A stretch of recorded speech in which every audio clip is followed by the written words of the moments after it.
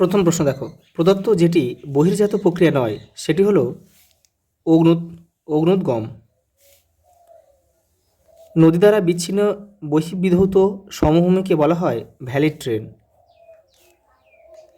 লবণযুক্ত শিলাস্তরের উপর নদীর প্রধান ক্ষয় প্রক্রিয়াটি হলো দ্রবণ ক্ষয়। এই যে পরেটা দেখো, ফ্রান্সের রোন উপত্যকায় প্রবাহিত শীতল বায়ু হচ্ছে মিস্ট্রাল। আর দেখো, চিনুক কোথায় প্রবাহিত হয়? রকি পার্বত্য অঞ্চলে। ফন আল্পস পার্বত্য অঞ্চলে। আর লেভেছে সিরোকোকে স্পেনে লেভেছে বলে। দেখো, যে স্তরে অতি বেগুনরশ্মি শোষিত হয় তা হলো স্ট্র্যাটোস্ফিয়ার। আবহাওয়া মানচিত্রে সমষ্ণ রেখাগুলি প্রায় সমান্তরাল অবস্থান করে যে অঞ্চলে? সমুদ্রে। পূর্ণিমা তিথিতে সিজিকি অবস্থানকে বলে প্রতিযোগ। পরে দেখো, ইটাই হয় যে ধাতুর কারণে, সেটা হচ্ছে ক্যাডমিয়াম। আর সীসার ফলে কী রোগ হয় একটু দেখে নাও। ডিসলেক্সিয়া। পারদের ফলে মিনামাটা। আর আর্সেনিক দূষণের ফলে হয় ব্ল্যাক ফুট ডিজিজ। তোমরা এটাও কিন্তু একটু মনে করে রাখবে। ভারতের প্রায় মাঝখান দিয়ে যে অক্ষরেখা বিস্তৃত হয়েছে সেটা হচ্ছে কর্কট ক্রান্তি রেখা। কুমাইন হিমালয়ে সৃষ্ট অনুদৈর্ঘ্য উপত্যকাকে বলে দুন। ভারতের একটি অন্তর্বাহিনী নদী হচ্ছে লুনি। সম্বর হ্রদ থেকে উৎপন্ন হয়ে কচ্ছরণে গিয়ে পড়েছে। ভারতের প্রথম পেট্রোরাসায়নিক শিল্প গড়ে উঠেছে ট্রম্বে, মহারাষ্ট্রের ট্রম্বেতে। ভারতের সবুজ নগরী বলা হয় চেন্নাইকে। ভূবৈচিত্র্যসূচক মানচিত্রে কোন বিষয়টি দেখানো যায় না? আবহাওয়া। দেখো, পর শুদ্ধ অশুদ্ধ আছে। জলপ্রপাতের পাদদেশে মন্থকূপের সৃষ্টি হয়, এটা অশুদ্ধ হবে, মানে লিখতে হবে শুধু। এটা মন্থকূপ হবে না, এটা প্রপাতকূপ হবে, হলে বাক্যটা শুদ্ধ হতো। সাহারাতে শিলাময় মরুভূমি সেরির নামে পরিচিত, এটাও কিন্তু অশুদ্ধ। এটা হবে কি? হামাদা নামে পরিচিত। দেখো, হিমপ্রাচীরের নীল রং উপসাগরীয় সমুদ্র স্রোতকে নির্দেশ করে, এটা শুদ্ধ।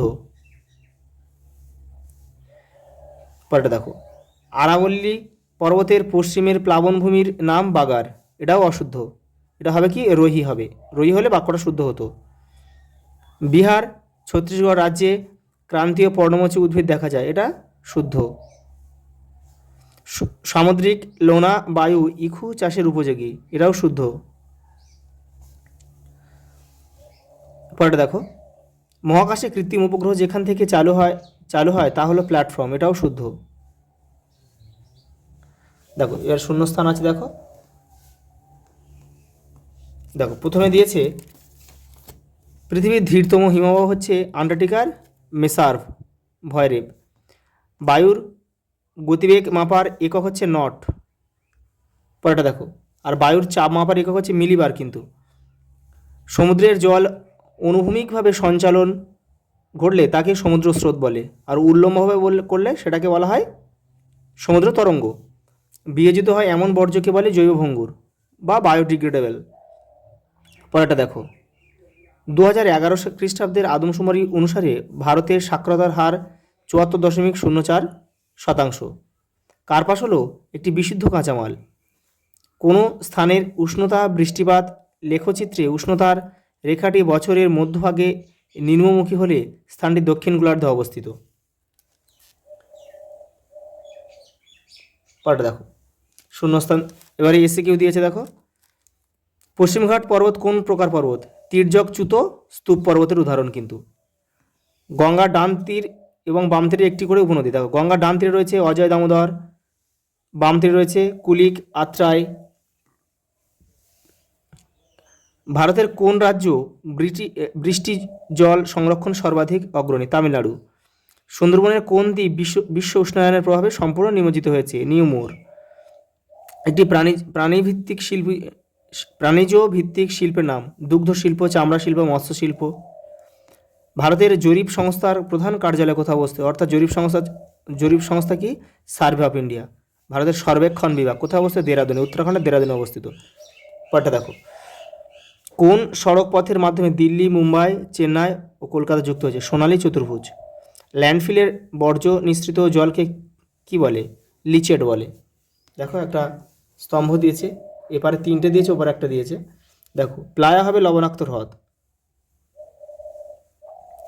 আর কার্বন ডাইঅক্সাইড হবে গ্রিনহাউস গ্যাস 2.4.2, আর বেড হবে সিন্ধু সমভূমি, ওপারে রয়েছে। আর ওপারে সেল আছে, সেল হবে, আমি এটা এখানে লিখে দিচ্ছি তোমাদের বুঝতে সুবিধার জন্যে, 2.4.4 রয়েছে, সেল রয়েছে SAIL, আর এপারে 4-এ রয়েছে সিন্ধু,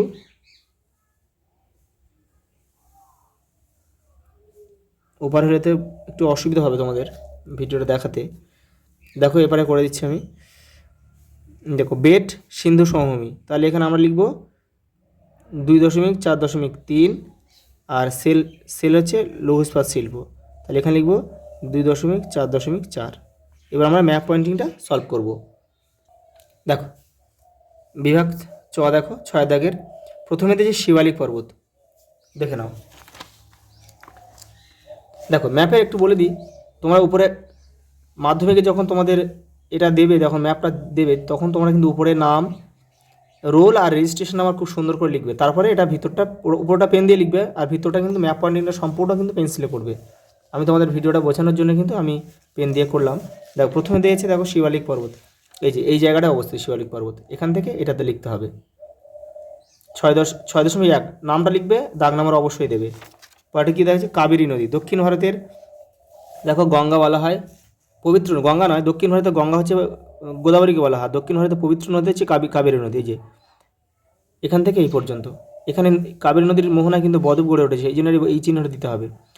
নদী কোন দিক থেকে কোন দিকে যাচ্ছে সেই তীর চিহ্ন দিয়ে কিন্তু তাকে দিক নির্দেশ করতে হবে, নাহলে কিন্তু ভুল হবে। দেখো কাবেরী নদী 6.2। পরেটা আছে দেখো কচ্ছের রণ, এই যে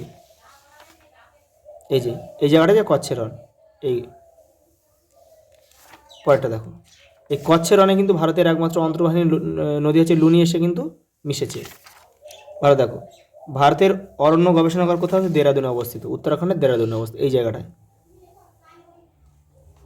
পরেরটা দেখো লোকটাক হ্রদ মণিপুরে, পূর্ব ভারতে অবস্থিত। দেখো মণিপুর এই যে প্রাকৃতিক সৌন্দর্যের জন্য কিন্তু এই লোকটাক হ্রদ খুবই বিখ্যাত। দক্ষিণ ভারতে একটি কফি উৎপাদক অঞ্চল, এই যে বহুবার কিন্তু এসেছে বিভিন্ন ম্যাপে, দেখো বিভিন্ন সেটে রয়েছে। কর্ণাটক, কেরল আর তামিলনাড়ুর কিছু অংশে কিন্তু এই কফি প্রচুর পরিমাণে উৎপন্ন হয়, সবচেয়ে বেশি হয় কিন্তু কর্ণাটকে। তারপর কী আছে দেখো, ভারতের বৃহত্তম পেট্রোরসায়ন শিল্পকেন্দ্র জামনগর, গুজরাটের জামনগরে অবস্থিত, এই যে এই জায়গাটায়। পরেরটা দেখো, এগুলো শর্ট প্রশ্ন আকারে দিয়েছে, তোমাদের কিন্তু উত্তরটা জানতে হবে, নাহলে কিন্তু তোমরা করতে পারবে না।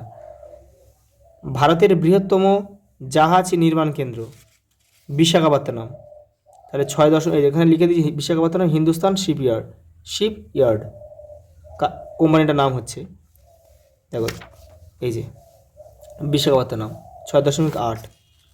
মুম্বাই, এই যে অর্থনীতির রাজধানী ভারতের মুম্বাই 6.9। আর এখানে মরুমৃত্তিকা অঞ্চল, একদম রাজস্থানের পশ্চিম দিকে চলে যাও, দেখো মরুমৃত্তিকা এই জায়গাটা, এটা শিরোজেম দিতে পারে, শিরোজেম মানেও কিন্তু মরুমৃত্তিকা। দেখো দেখে না ম্যাপটা, পুরো সম্পূর্ণ ম্যাপটা, এই দেখো।